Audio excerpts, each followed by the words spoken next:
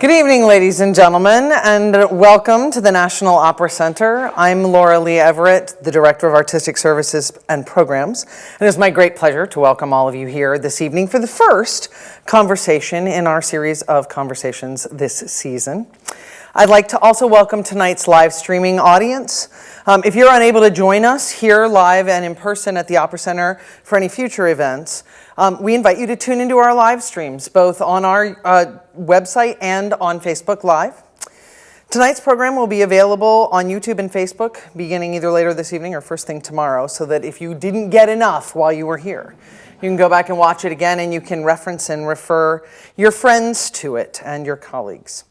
This evening's discussion will be followed by a reception with our guest artist in the lobby. I hope you will all come out and join us for a glass of wine and a chance to actually meet and talk with him in person. I have had the pleasure of seeing him on stage in works by Handel, Gluck, Mozart, Nico Muhly, Ligeti, Ricky Ian Gordon, Jake Heggie, Philip Glass, and George Benjamin. Roles he has performed on grand stages across the world and in intimate little salons. His performance as Akhenaten embodied an otherworldly ruler poised between idealism and madness, his voice a prism of brilliant colors. While whether he's portraying gods, ancient rulers, a bored oligarch, an adolescent terrorist, a conflicted stage manager, or your host for a curated evening of music and cuisine, our guest this evening creates performances that have been called, quote, vocally brilliant and dramatically fearless, riveting and otherworldly. And he can dance. Please welcome Anthony Roth Costanzo. Thank you.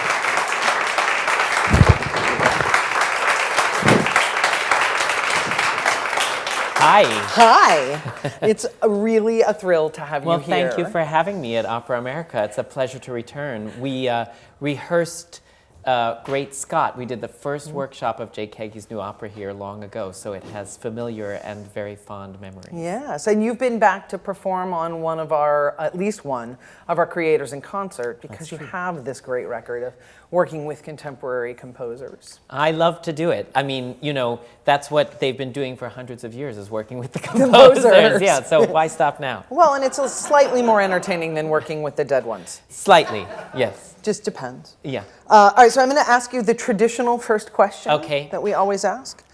Who brought you to your first opera?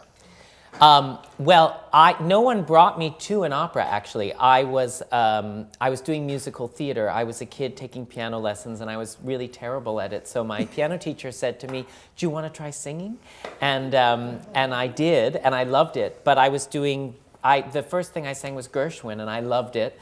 And so that got me into theater and then musical theater. And then I said to my parents in North Carolina, who taught at Duke University, you know, I've got to get out of here. I got to go be on Broadway. And I was 11, and they said, sure. And so I went and did Broadway shows and tours and things like that and plays for a long time. But when I was 13, I was asked, I can't remember if it was through an agent I had or some connection that I'd made, if I could do Miles in the Turn of the Screw by Benjamin Britten. So I'd never seen an opera before I was in one. And the first one I was in was very psychologically complex and very musically complex. But that proved to be so stimulating that I have stuck around. That's a good thing, yeah. At least for us. So you started came via Broadway, obviously had musical background and music reading from piano. You also have some dance in your background. Did you actually study dance formally, or was that something that grew out of your time working in Broadway? Well, I did a little dance, you know, as one does when you have to be in a Broadway show. You have to learn how to hoof, or you have to learn how to do. So I took some classes, certainly, and I worked with choreographers. But as I went through college and even before that, I got connected to one choreographer in particular, Carol Armitage. When I was about 16, I met her. And I wound up going on tour with her dance company, and I didn't really know how to dance, and she wasn't about to teach me, and I was with 8 professional dancers. However, through her and through the lens of her experience, having worked with Balanchine and Cunningham, and then all of these great dancers like Baryshnikov and on, I got to understand what was special about dance and what interested me and what good dance was and what bad dance was, and some of the perspectives associated with that. And also being with only dancers and not opera singers, I just learned and watched how to use my body, and I was very impressionable. So doing that and then staying connected through dance, to dance because I loved it, and getting to know people who make it has somehow made me more aware of my body. And of course, singing is incredibly physical. So I found the two things fit well together. Absolutely. Is it a love for all dance, or specifically do you feel connected to the modern dance and the contemporary choreography that seem to be sort of your gateway in? I'm not specific about modern or contemporary, but there's certainly a lot of dance I hate. Oh, but alrighty then. I love ballet, and I also love a lot of new work that's being made, whether it's being made in the classical tradition or whether it's being made in a dance theater tradition. Or I just saw Pina Bausch's company at BAM, and it was so thrilling. So there's a whole wide variety of dance that I've experienced, and I try not to limit myself in any arena. With good reason. So when did you first hear another actual countertenor? David Daniels was my first countertenor. I was 13 years old doing The Turn of the Screw, and my colleague said to me, you know, you have arm hair and your voice is low. Do you think your voice has changed? And I said, I don't know. And they said, then you'd be a countertenor, and I had no idea what that was. So when I looked it up, David Daniels was the thing to find. And I mean, there was also Alfred Deller and Russell Oberlin, but that was sort of a later exploration because David was exploding onto the scene. And I remember reading an article in Opera News about David Daniels and understanding because of that what a countertenor was. And then I listened to his CDs, and so I never knew that I would work with him, let alone be friends with him and have late night phone calls after shows that we'd perform together. But that was the first countertenor, and he really forged a path for countertenors, especially in this country, to have careers, for their repertoire to be a staple of the major opera companies. He changed the direction of things. Now, so you have had the chance to work with him. I have. I've lost count of how many times, but we just worked together at Houston Grand Opera. And what I love about David is that he is so genuinely caring and so involved in other people's lives. And he's also incredibly open and honest as an artist. And I think that's what makes him such a great artist, but as a person as well. So there's no tension, there's no artifice, there is only honesty. And when you're in the middle of an opera and, you know, things go wrong, things go right, you want that person you can pick up the phone, and he'll call me and I'll call him, and to have a great artist you admire and is the reason that you're sort of understanding what you're doing, then become a friend is really a joy. It's sort of the best part of the business. Absolutely. Do you have a favorite experience that you've had where you all were doing a show that has multiple roles in it, as many pieces do, in the Baroque repertoire in particular, for that a countertenor could be in multiple roles in it, where you guys have swapped roles or done it in different productions that way? Well, we have done this production by Jim Robinson of Julius Caesar we did in Detroit, where he was Caesar and I was Tolomeo, and we've just done it in Houston with the opposite, where I was Caesar and he was Tolomeo. And it was, you know, I think it is the mark of a great artist and a great person to be able to do something like that. It would be hard for me. It's hard for a lot of us to hand a role and to get a call and say, would you do this other role in it? And David was so, you know, he didn't think twice about it. He called me and said, do you think this is a good idea? And I said, if you do, I do. And he was incredibly supportive. And he also had very interesting and informative things to say. You know, he's teaching a lot now, and part of the qualities that made him a great artist make him a great teacher. And so he has a lot of information, especially because he sang this role all over the world, and I wasn't shy to ask. Good. Yeah. Use your resources. Absolutely. We spoke a little bit earlier before the conversation started about teaching and about things that you have learned from the very beginning about look around. This is the mantra I always say to young singers. The two most important things you must do as a performer are, number one, be prepared. Yeah. And number two, be the best colleague you can humanly be this side of sainthood. Yeah. Because you will work with all of these people again. It's true. That's very true. But I think the other thing I've realized is that the relationships you have professionally, personally, those are what will determine the kind of art you make. Whether you're a singer or a director or an administrator, though the people that you connect yourself to, meeting Carol Armitage, meeting James Ivory, a filmmaker, at the moments that I did in my life, really tuned me into different aesthetics, different kinds of art. So, and the personal relationships that I've had, friendships and romantic together, they are what make me a human being. And of course, when I'm singing and when I'm thinking about, I should ask this director to put this work on stage, I'm thinking about the emotion that can be communicated and how we can engage audiences. And that's based on my own experience as a human, because ultimately I feel like when you see an opera singer on a stage, it gets boring when you're just watching an opera singer. When you're watching a human being, you can stay with that for a long time. So I think that those relationships really define art. We were watching, I can't remember if you could see it in the green room. We watched just before this, the segment of you with the sixth graders in the Bronx. Yeah.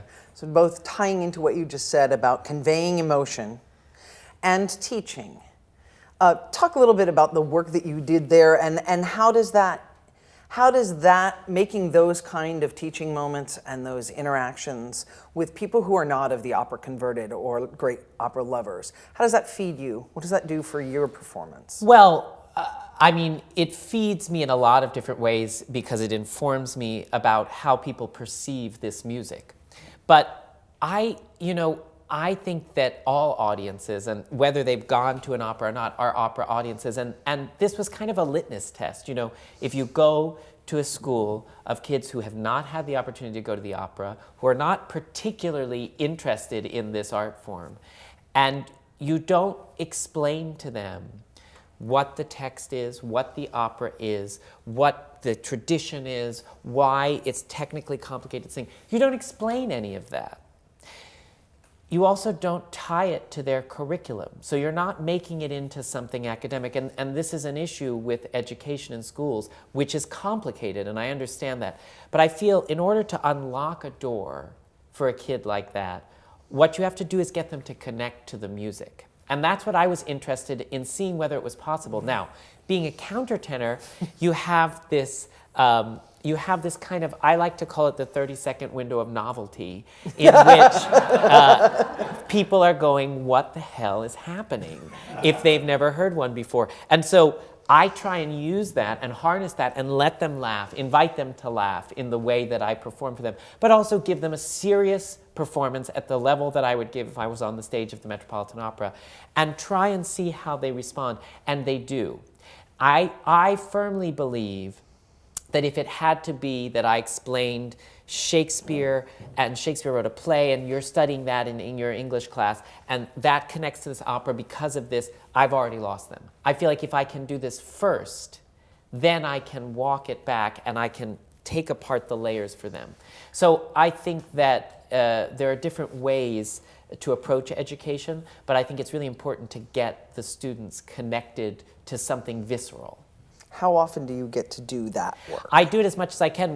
What's wonderful about performing with opera companies is they have education departments. So their mission is to work with kids. And so I try and go to schools that aren't necessarily primed and ready and shock them. I sort of like that. And also to audiences outside to see how they react. And also sometimes it doesn't work.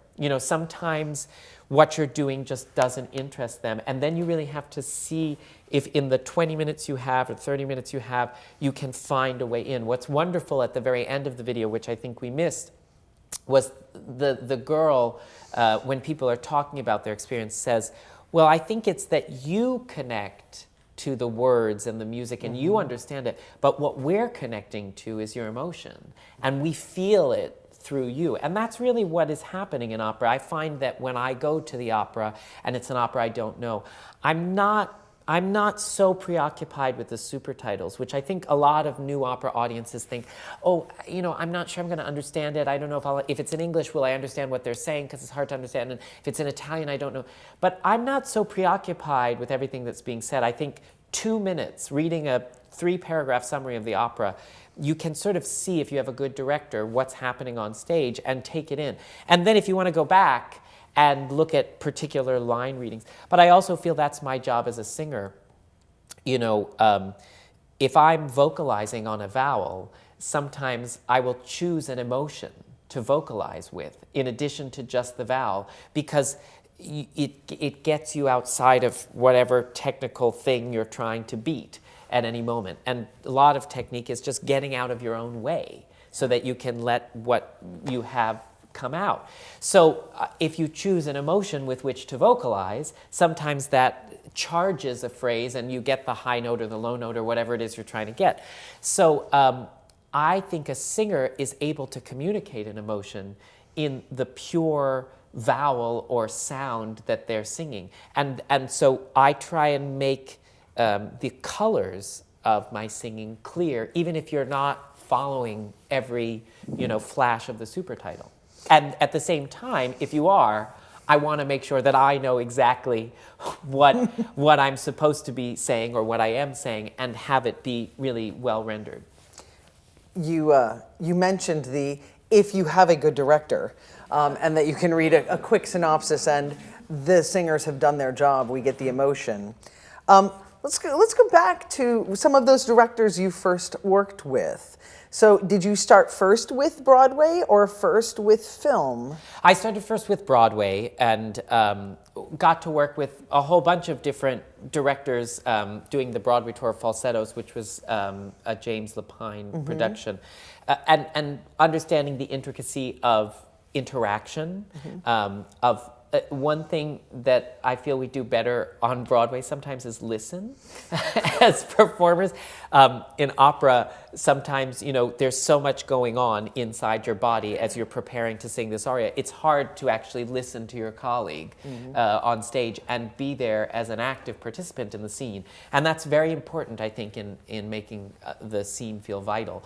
But then I went on to work with James Ivory, which making a film, and Merchant Ivory had a reputation for making all these really beautiful films, and I knew nothing about them. And so understanding that and working with a camera is in a way a different kind of performance. I guess the best way I can describe it is that when you're on stage, you have to create a performance. And on film, it feels a little more like you're capturing a performance. You're still creating that performance, but you are sort of making a patina, I would say, and within that, the director comes in and grabs these little things and pieces them together. You don't know what exactly the performance will be. That's up to the editor and up to the cinematographer and the director and how they're capturing it. You have a little more control as an opera singer, but because of that, you have to be incredibly honest at all moments, and you have to find a way. I remember he kept saying to me, I love the exuberance, and that's what the character is that you're bringing, but in a way you have to bring it in smaller gestures. And I thought about this about 10 years later. I was on the stage of the Met, where you think you'd need that. But in fact, specificity is what reads really, really well and what works really, really well. And it's the same thing in film. So when people say, well, do you change your performance for an HD broadcast? I say no. I'm very specific, and a very specific turn of the head reads really well on HD, and it reads really well from the back of the Met as well. So I think you have to have that kind of specific performance no matter what you're doing. It's about the focus of your artistry. It can be about the focus of your artistry. It can be about the physicality of your artistry. It can be about the color of your singing. It can be about a lot of different things, but it has to be specific. Now, you weren't supposed to sing in that movie originally, were you? That's true. I went to audition for a role of a poor violin player and who loved opera. And I was 15, and so I had gotten a little bit into opera, and I'd had a chance to sing The Shepherd Boy in Tosca with Pavarotti, which was really exciting. And there was a monologue about that this boy, in the script, that this boy went to see Tosca, and he was telling his best friend about it. And I went in to audition for James Ivory, and I thought, well, I know, and of course I'd memorized the whole third act of Tosca because I was, standing in the wings. So I thought, well, it would be so fun if this boy just sang "O Scarpia avanti addio" in the middle of this monologue, but it was not called for in the monologue. So I went in, I'd never having auditioned for a film, not really knowing who James Ivory was, and I sang in a very high, loud voice the last line of Tosca. And I remember the look on James Ivory's face. He was quite taken aback. And at the time, what happened, that was sort of the last round of auditions, and he said, let's have a coffee, and we did. And at this coffee, I think he wanted to see how crazy I really was. I brought a cassette tape, and I said, I recorded Cherubino's aria on this cassette tape, and if you want it, here you go. So I guess somehow I've always been sort of proactive. But I don't think I necessarily had a goal in mind. I think I just, And Jim Ivory later told me that he was driving that day to his house upstate. So he put the cassette in the car, and as he was driving along, he said, I know that this is based on a real story and it's based on a novel, but I'm going to call up the novelist and ask if we can make this an opera singer instead of a violin player. And he is one of the few filmmakers who does this, because now everyone is so anxious to cut away. But he puts the entire aria, and we did not do what is most often happens in film, which is you record it and then you lip sync to it. But rather, we just did 2 takes where we did it live. And the piano teacher who convinced me to sing, Pei-Fin Liu, flew to Paris to accompany me because they didn't have a pianist, and no one had thought that through. And so I said, Pei-Fin, will you come to Paris? And she said, of course. Because no one in Paris can play the piano. No one in Paris can. I don't know what we were thinking. That's what we did. That's great. And, but it looked like Jane Birkin, Serge Gainsbourg's, wife and wonderful singer in her own right, was playing the piano there. And it was, the other thing I remember about making that film, which is really funny, is my co-star, Lili Sobieski, in these scenes, they forgot because they were filming me, and it was a whole school filled with school children, and none of the school children, they were actual school children, knew what was going to happen. So it was kind of like that Bronx video, and they got all their reactions, but they forgot to get the close-up on the main character of the film, Lili Sobieski. So the next day they said, we have to go back and you have to sing again. And I said, okay, but I'm not going to sing the same aria for her because, we were having fun. Yeah. So I sang Schubert's Ständchen, and they shot her listening to this, and she had never heard it, and I sang it at 15 with great, commitment and, grandeur. And she started crying because it's a very, sad, moving song. So if you watch the film now, I'm singing "Voi che sapete," and she's crying. Wiping away tears. But the honesty and the vision of James Ivory to say, here's a 15-year-old boy who is going to sing Cherubino in his love and passion and earnestness. What a brilliant stroke to be willing to go back to the novelist and say, I think I want to do this. Because when you see it, and I know a lot of this is editors, but when you see it, there's such great honesty in their response and your performance. Yeah, it's a magical moment. And I think that's why Merchant Ivory films still to this day hold up as classics, because again, there's a great, even in, I just saw Howard's End, a film they made, which came out again. And I thought, well, I was going into theater, will I be bored? I can't remember. It's not. It's so alive. The performances are so honest. And so I learn from film and I learn from dance how I want to perform opera. I also learn from seeing opera how I want to perform opera, but less, because I'm not so interested in keeping a traditional style of performance the same. I'm interested in evolving the way we perform opera in conjunction with other art forms and making sure that it feels like it's alive. This rolls directly into, we're going to skip the how did you discover you were a performer question, because you have answered that. But who were your biggest influences as you were coming up as a young singer? Beyond David and clearly Tosca. Well, things were changing on a moment-to-moment basis. But I was stuck. I mean, the first singer that ever captured my imagination totally was Ella Fitzgerald. And what I would do when I was like 9, 10 is I would listen on repeat to her live performances from Berlin, where she would scat for like 6 minutes long. So by the time I was 11, I was so fixated on this that I decided I wanted to see what would happen if I could transcribe the scat. So I would have a CD player and I would press play, pause, and I would get like 3 syllables and I'd write them down. And I would go like that and I'd have pages and pages, because she was scatting syllables a mile a minute. So I was really fascinated with Ella Fitzgerald, and that opened up a whole world of jazz, which continued to fascinate me. And then, on the classical side of things, I was always drawn to people like Leontine Price, who seemed to have a great authenticity. Also Lorraine Hunt Lieberson,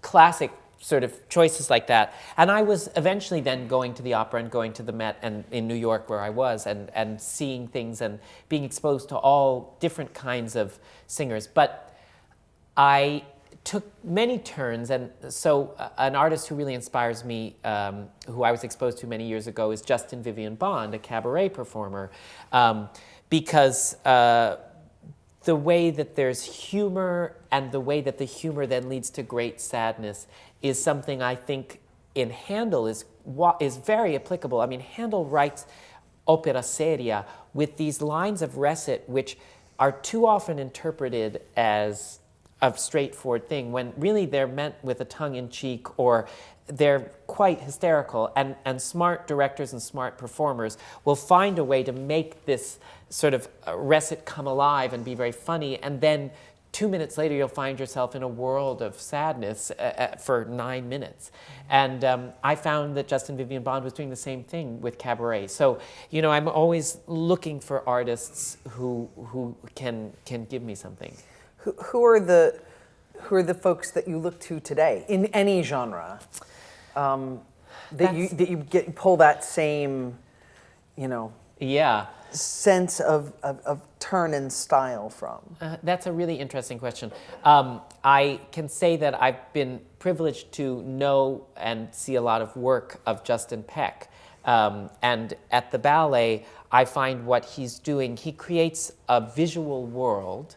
He also creates a complete performance, and he, in addition to that, finds a way to market these things, both in his own presentation on social media and in the way that he designs promotional videos, in the way that he talks about his work, in the way that he constructs something. And for me, he's a very complete artist. And that is, I think, essential in today's world. We can no longer say, an opera company will hire me, I will learn the role, I'll sing, and that will be my career. And frankly, if that's all that my career was, it wouldn't be very interesting to me. So I'm looking to people who are engaging communities outside of their box and seeing how that's working. I think Beyonce does it incredibly well. Yeah. You know what I mean? And I think she changes herself constantly, and she explores different facets of her world and other people's worlds. I think Bjork does the same thing. So I'm looking for artists who are having success. There's such a stigma to the word crossover, so I hesitate to use it. But in its purest form, crossing over into another audience into another genre is, I think, the future, and cross-pollination, interdisciplinary collaboration, that's how we can move forward. Let's talk a little more about that. Okay. But both you as a performer and that interdisciplinary sense, because so much of the repertoire that you have been doing, in particular in the last 5 years, has incorporated more and more different things. You know, there's folks who would look at Giulio Cesare and Prospero and Akhenaten and Nero and go, those are just bad dudes. And that's so not who you are. How do you do that? But then you look at then portrayals like, you know, Prince Orlovsky and Orpheus and the stage manager in Great Scott, totally different kind of guys. So how do you immerse yourself in that vast range of characters, and what is it with the multidisciplinary aspects of some of those performances and productions? Yeah. Certainly the Akhenaten, which, you know, that was a whole separate physical regimen, and the waxing and the things, and talk about your preparation and how you get immersed in those. Yeah. And what you see happening with the way those roles are being put on stage in the variety of productions. Well, there's a lot of preparation that one must do before they arrive in the room. And so with a role like Akhenaten, I first looked at the score and the libretto, but then I was reading about where Philip Glass was in his career, in his life. He'd written Einstein on the Beach, he'd written Satyagraha, this was his third opera. So then I said, well, I saw Einstein on the Beach and I saw Satyagraha, let me go back and listen to those again. And you see how the structure changes, and what I imagine, and I could be totally wrong, although that doesn't really matter in this preparation stage, I imagined what he was trying to do, how he's trying to make his structure for the opera better as he got to his third piece. And then I thought about Akhenaten's in the whole opera. So from acts 1 to 3, how do I reflect what his structural thinking is, and then what's the journey that I want to go on? And Akhenaten, you know, is this Egyptian pharaoh who was probably the first monotheist. And he destroyed an entire religion, essentially, or maybe he got a better one, or, I mean, there are all kinds of different ways of thinking about it. He also united Upper and Lower Egypt into Middle Egypt. So there's a whole bunch of history, and then there are people like Freud who wrote books about Akhenaten that are not really based on the history, but are imagined, and all kinds of different accounts of Akhenaten. So I was interested in reading those. And I like to have all of that there, but I don't want to go into a rehearsal room with a director and a cast knowing what I want to do and knowing what the journey is. And in fact, I went into a rehearsal room with Phelan McDermott, who's a brilliant director, and he had researched a whole bunch of things I'd never looked at, like the Book of the Dead, which had rituals and all this stuff. But he hadn't looked at a lot of the Akhenaten stuff I did, so he, being an incredibly open person, said, well, tell us, the cast, about what you looked at, and he would tell us what he'd looked at, and together we came up with, I mean, of course, he directed it, but as a collaboration, it was a process of finding these rituals and finding them in this dialectic between good and bad that Akhenaten really embodies. And from that, we were able to create a whole show that I feel is really exciting. Now, at some point early on, he said, so I want you to enter completely naked, and with your head shaved and your entire body waxed. And I asked an Egyptologist, and he said, oh yeah, the Egyptians, for them, hair was evil. And there are actually hieroglyphs that illustrate this. And they would shave their heads, and they would wear wigs, and they would sleep in the wigs, but they would sleep on wood pillows so as not to mess up the wigs. So they were... So I thought, okay, well, you know, if it's all historically there, and I said to Phelan, why do you want me to enter naked? And he said, well, you know, this character's father's just died. His father's been a king, and now he's about to go from a teenager to a king in a ritual. And I want it to be like this rebirth. And that made sense to me. And he identified these 4 movement qualities that Chekhov's son, I think his name is Michael Chekhov, I could be wrong, had written about. And they were not to give away too many secrets, molding, flying, floating, radiating. And he explained in detail what those were, and we all did a bunch of exercises that revolved around these 4 different qualities of movement. And molding is like, moving through the air as if it were a substance, and that substance can get thicker. And you can also mold without moving. You can look through the air as if it were a substance. And that alone changes your quality of performance entirely. So all of a sudden, when I had to open this sarcophagus and enter completely naked and walk down a flight of stairs very, very, very slowly, completely naked, looking at thousands and thousands of people, I was walking through a substance. I was molding. I was going through air that was blurred. And it made it, I feel, and I noticed when I looked at the dress rehearsal at the audience, and I have quite a lot, it takes me about 3 minutes to get down the stairs. And to get down 12 stairs, you're going, very slowly. So I watched them, and if there was any tension, like in my shoulder, because I'm standing there completely naked and very cold, because I have no hair on my body, if there was any tension, I could feel the tension in the audience, that sort of, he's naked tension.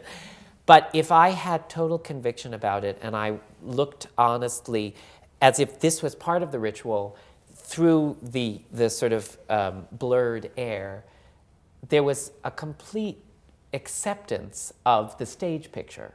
And I think that's what made it work. So we found a way to make it not really sensational. It's really fun to talk about in a sensational way, but I don't think it is actually so sensational when you see it. You of course have this reaction, but it is part of a painting, a stage painting in a way. So yeah, but it took a while to be able to get there psychologically. I can imagine. And I also wanted to be in really good shape.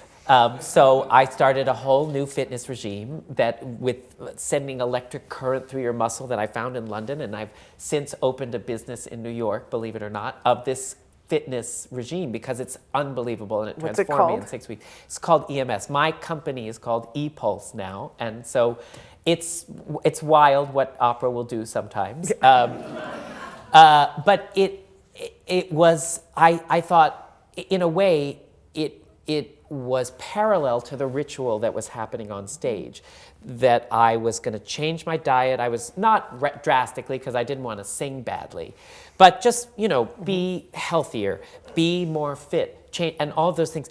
And then, the 6 hours that it took to remove all the hair that was in every part of my body was also a part of the ritual.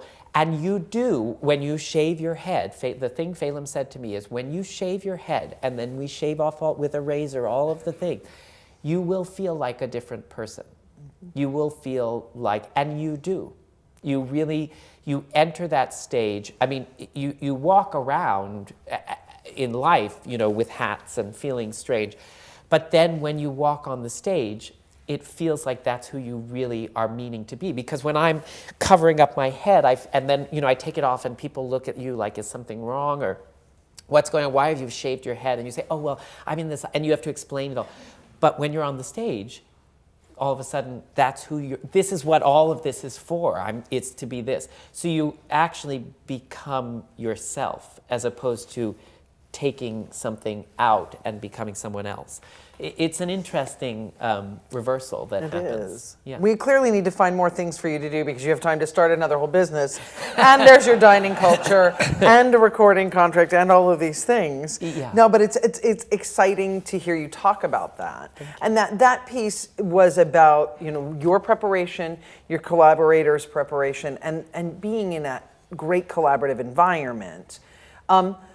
Then there are these pieces, and Akhenaten had some, but not as much as some others you've worked on, that technology has become a collaborator. Talk about what you're seeing with that, in particular how that has been used in the Baroque repertoire versus the contemporary repertoire. Yeah. Well, opera's one of the first and most interdisciplinary art forms, because in its nature, the Camerata got together in 1599 and said, we got music going on and we got drama going on, let's put them together, and let's do it with fashion, aka costumes, and let's do it with art, aka sets and architecture. So, and then dance, of course, came from opera and began in opera to a certain extent. Classical dance, I should say. There was a lot of dance going on before that in a lot of different traditions. But so I feel now that technology is another discipline that we add, and that it must be a part of opera.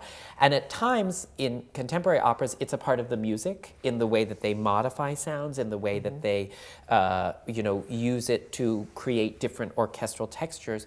But of course, the production is where it happens a lot. And so I think I've used myself, in producing things, I've used projections in Baroque opera as well as contemporary opera. And I think projections are often par for the course. But there are all different creative methods for incorporating that I think are really important to continue exploring. Because even now when I go to see an opera that just has projections, I find it to be run-of-the-mill. So as technology changes, we have to explore, and that often means failing. I've done some operas that I can remember where technology has taken away from the opera, and I think that there's a fine line that I'm glad that I had that experience to understand where there was too much focus on the technology, and what was actually happening live was felt nominal. So you have to find that balance. What are the technological effects you have found most effective, or that actually enhance and add to the piece that you've worked with? I think that when technology, like any great, I'm saying things that sound really simple, and they are really simple. So I think what a great director does is find, even if they're recontextualizing a piece entirely, that is when the director has to look most closely at the text so that it all fits together and makes sense. I think the same is true of the technology. It doesn't work when it is just imposed upon an operatic piece.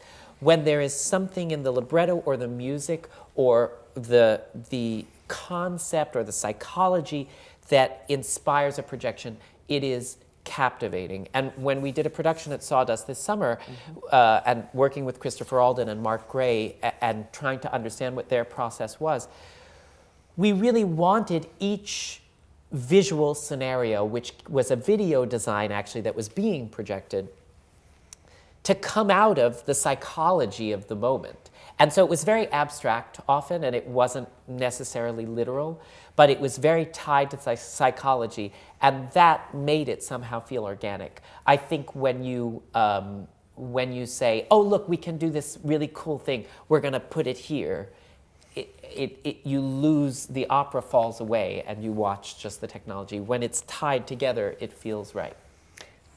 Sawdust. We will now roll to you as producer. Okay. You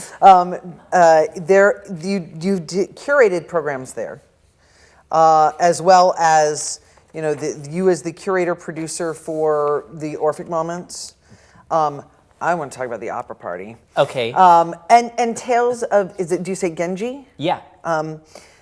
Completely different, three completely different projects that you were both the performer but also the creator instigator for those intensely collaborative and widely diverse pieces, projects. Pick your favorite of the three at the moment, and talk to us a little bit about it. Well, I have to talk first quickly about how I first got a sense of why to do this and how to do this. I was at Princeton University, and our final project was either, you write like a 200-page paper, or you convince someone that you should do something else, which was what I wanted to do. That's a shock. So I'd been studying the music of the castrati, and I found these sort of forgotten pieces, some manuscripts that we had to transcribe. And I wanted to link them together into a pasticcio with spoken dialogue. And I wanted Carol Armitage, this choreographer, to direct it. I wanted James Ivory to make costumes. I wanted Andrea Bronzi, an architect, to make sets. And I wanted to do it with the university orchestra. And I said, this is a great chance to the university, I said, a great chance to have high caliber artists and students working together. And they said, great, here's $1,000. And I said, but I don't have to pay any of these people because they're all going to donate their time. But we need to have real costumes and real sets, and we need to make this a real thing. And that's going to cost $35,000. I made a budget. And so slowly, what I wound up doing was going to the English department and saying to the English department, look, in the spoken dialogue, I've read these books and we're referencing this style. And wouldn't you, chair of the English department, have $4,000 in your discretionary fund for the semester? And wouldn't you want to be a part of this very exciting project? And 11 departments later, we had our money. And I said to the dean of the college, Nancy Malkiel at the time, listen, now we've got 11 departments. We've got famous artists. And we should be documenting this because Princeton should put itself forward as a school that is devoted to the arts. I have an Emmy Award-winning filmmaker. He can film it for $22,000. And she said, well, who will edit it and make it into a film? And I said, I can't tell you that right now, but I can say that we're going to start rehearsal next week. So $22,000. And she said, okay. And we did the performance and we filmed it. And the film director said, you know, if you want this to go on PBS and be a 22-minute thing, you got to go to Italy, you got to film the places, the castrati, you know, all this stuff. So I went back to the president of Princeton and I said, I got a budget and it's $80,000 to finish this film. And she said, do it. And we did it. And it won a bunch of festivals and awards. And meanwhile, Carol Armitage, who had directed it, said, you know what? I need an executive director for my dance company. And I think it should be you. So I was fresh out of college. I needed a job.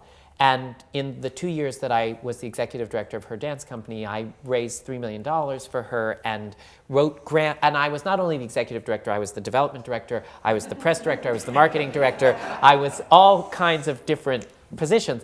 But the education that afforded me was priceless. And together, working with Carol and understanding how to do that, how to run a company, how to throw a gala, how to fundraise, how to deal with all of that was fantastic. So now I can say, when I went to National Sawdust and they said, we want you to do something, and we have maybe a quarter of what I think, they actually, when they approached me, they said, do you want to do a concert? What do you want to do? And I said, well, you're doing only concerts here. And they said, yeah, it's a concert venue. I said, no, we can do an opera here.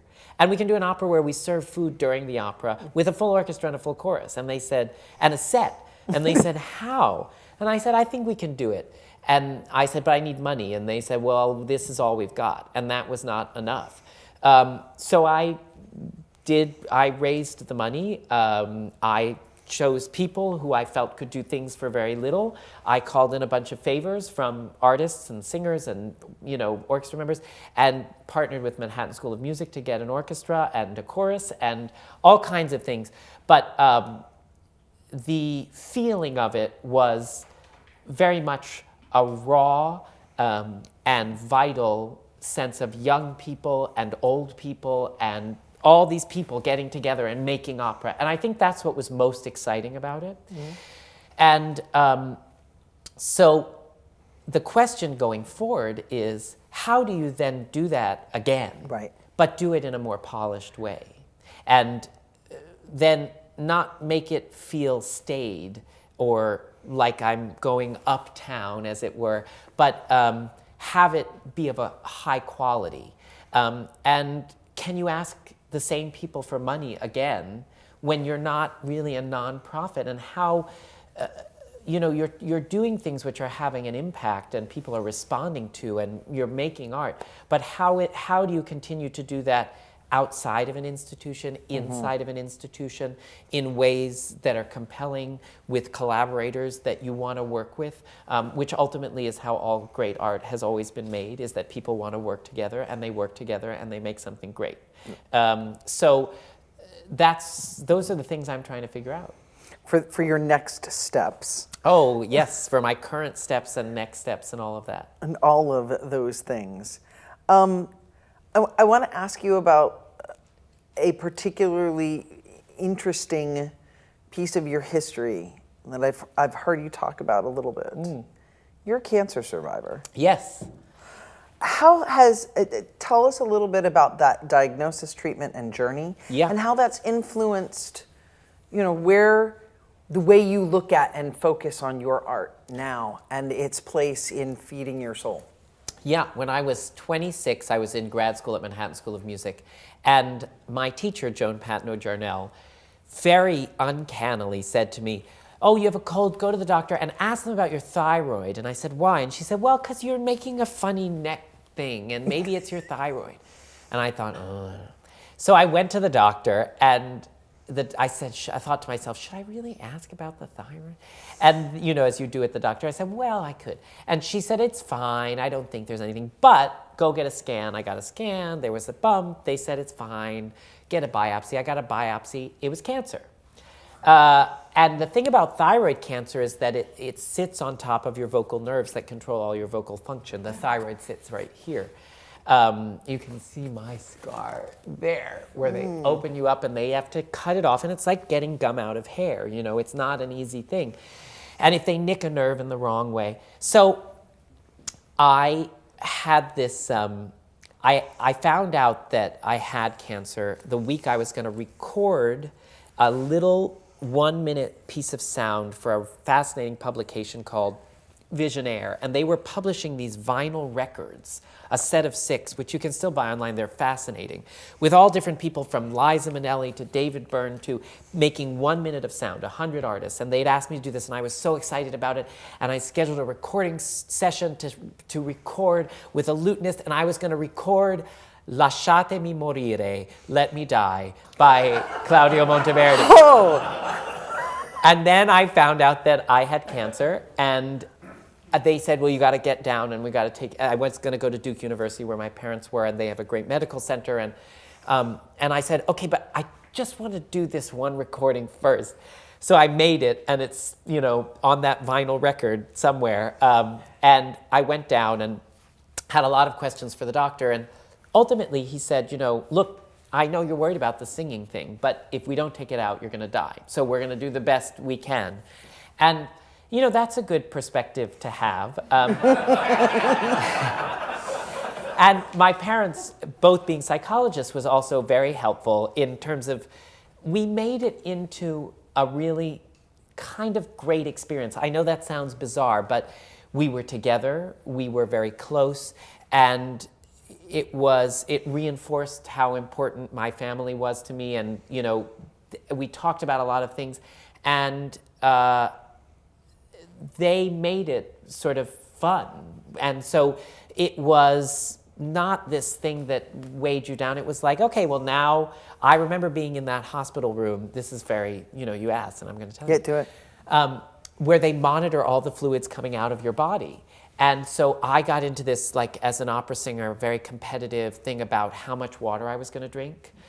And I remember the nurse saying to me, like, what is going on? But that was like one of the things that we did and had fun with. And so opera is a constant state of emergency, as many people have said. And when that happens, and when you're feeling completely overwhelmed, it's good to remember how a crisis can, be something different, because you inevitably are living out a crisis, if not during every performance, at least during the run of every performance, of some kind. It's not necessarily vocal, it's sometimes psychological, it's sometimes dramatic or interpersonal. But it also, when I came back to singing a few weeks later, it, filled me with even more joy for it. It's an amazing story, and it reminds all of us, A, about life, B, about family, and C, about what kind of energy you have as a performer, as a producer, as an artist as a whole, that you bring to everything that you do, on stage and off. So what's next? for Anthony Roth Costanzo and for opera? Those are, one question is harder than the other. I have a real opportunity, I feel, at least this is how I'm looking at it.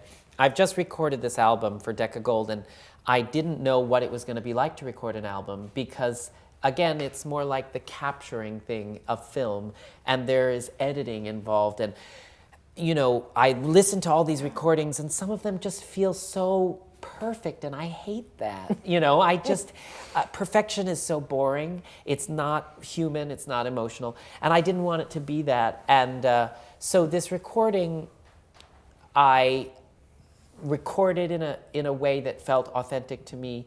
And now, seeing the machinery of the record company, the machinery of, well, who wants to buy a classical CD? And we're streaming it on Spotify, and here's a fun fact. 1,000 streams equals 1 album sale. Wow. So even if 300,000 people have listened to a track, that means you've sold 300 albums.